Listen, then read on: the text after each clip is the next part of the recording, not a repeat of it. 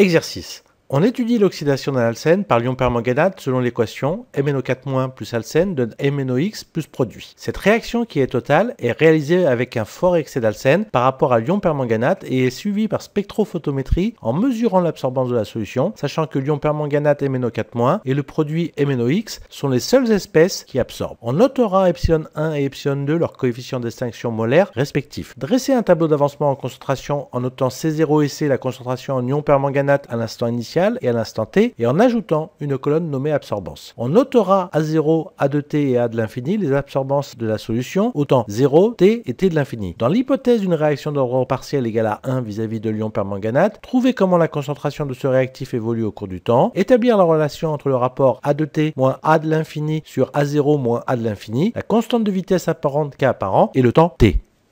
L'oxydation d'un alcène par l'ion permanganate peut s'écrire selon l'équation ajustée suivante. MnO4- plus alcène donne MnOx plus produit. On dresse un tableau de l'évolution de la concentration des espèces présentes en ajoutant une colonne pour l'absorbance. À l'instant initial, on note C0, la concentration en ion permanganate, l'alcène est en excès, on a 0 pour MnOx et 0 pour les produits. L'absorbance à état initial obéit à la loi de Beer-Lambert, elle s'écrit donc à 0 et c'est égal à ε1 fois L fois C0, car seul MnO4- est présent et absorbe. On en déduit que ε1, le coefficient d'extinction, est égal à A0 divisé par L fois C0. À l'instant T, on note C, la concentration courante à l'instant T du permanganate. L'alcène est toujours en excès, la concentration en MnOx s'écrit alors C0 moins C, les produits C0 moins C, et l'absorbance à l'instant T s'écrit ε1 fois L fois C plus ε2 fois L, le tout facteur de C0 C. On appelle petit 1 cette expression, car l'absorbance est une grandeur additive, et MnO4- et MnOx absorbent et sont présents à l'instant T. À l'instant T infini.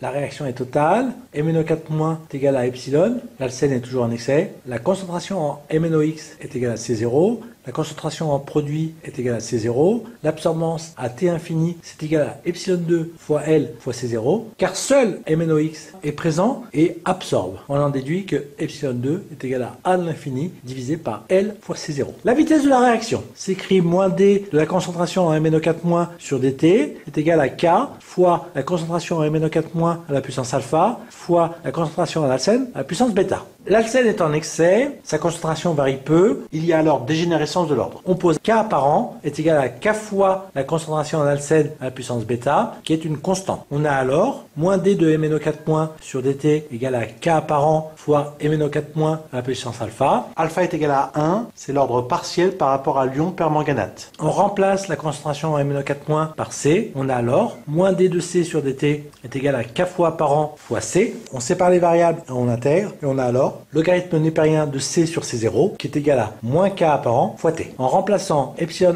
et ε2 par leur expression, A de T qui est égal à A0 sur L fois C0, le tout multiplié par L fois C, plus A de l'infini divisé par L fois C0 multiplié par L fois C0 moins C. On simplifie et on obtient que C sur C0 est égal à A de T moins A de l'infini sur A0 moins A de l'infini.